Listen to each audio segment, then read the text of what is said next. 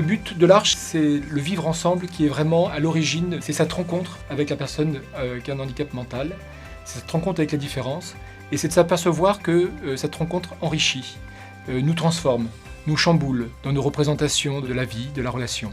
En France, il y a 700 000 personnes qui ont une déficience intellectuelle, et la plupart de ces personnes sont exclues de la vie civile et de la vie professionnelle.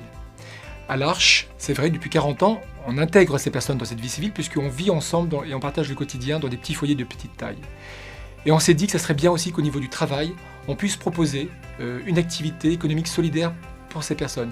Parce que les gens qui côtoient ces personnes au quotidien savent qu'elles ont des talents d'authenticité, des talents relationnels exceptionnels, des talents d'accueil, et qu'elles ont envie d'aider, elles ont envie de se sentir utiles.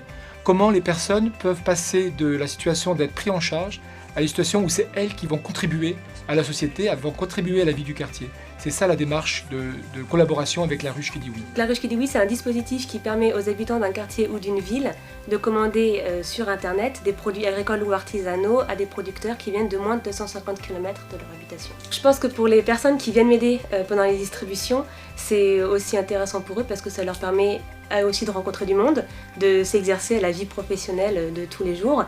Et ils sont d'ailleurs très bons dans l'accueil et ça me soulage énormément de les avoir avec moi pour accueillir tous les visiteurs de La Ruche. Et La Ruche qui dit oui nous amène un support, nous on amène des bénévoles. Et ces bénévoles, ce sont les personnes accueillies de chez nous, les personnes qui ont une déficience intellectuelle, qui vont sortir de leur statut de prise en charge pour contribuer à la vie du quartier dans le 15e arrondissement. Bon voilà, et merci beaucoup. Bonne soirée.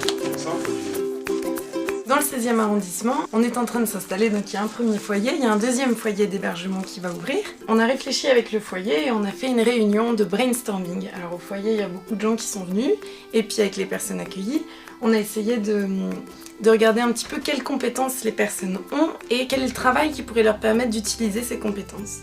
Et donc on a vu que dans le service, justement dans le fait de préparer des plats, de servir, déjà au foyer, on voit que c'est quelque chose dont les personnes prennent soin. Chacun a ses services au foyer. Par exemple, Philippe, il a son jour de cuisine, son jour pour préparer le repas, etc. Et quand on lui confie ça, il le fait avec beaucoup de cœur. Et même parfois avec des petites attentions, avec un certain esprit. Et donc, voilà, c'est ce qui est ressorti, c'est que dans une activité de restauration notamment, les personnes pourraient mettre en valeur leurs compétences et du coup, être de bons professionnels aussi.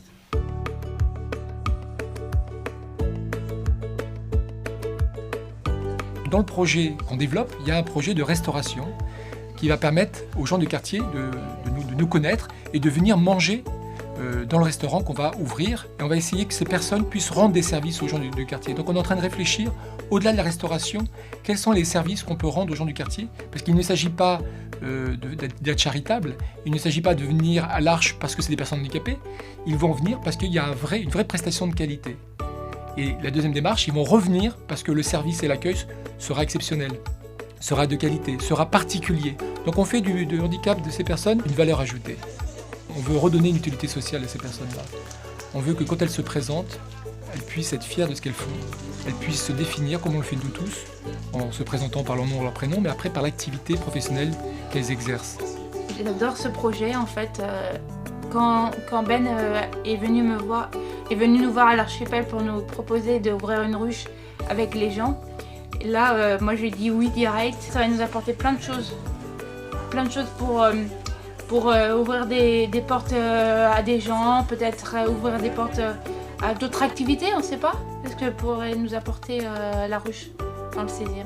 Ce qui est très important dans le concept qu'on met en place autour de cette activité économique et solidaire, c'est que ça puisse durer dans le temps, c'est-à-dire qu'on puisse vraiment salarier des personnes en situation de handicap, qu'on puisse les sécuriser dans leur travail, dans le fonctionnement de ce concept, de cette activité économique et solidaire, et qu'ensuite on puisse la dupliquer, puisqu'on a la chance de faire partie d'une fédération nationale et internationale. Faire profiter de cette expérience d'autres associations de l'Arche est un objectif qui est quand même qu'on a en tête.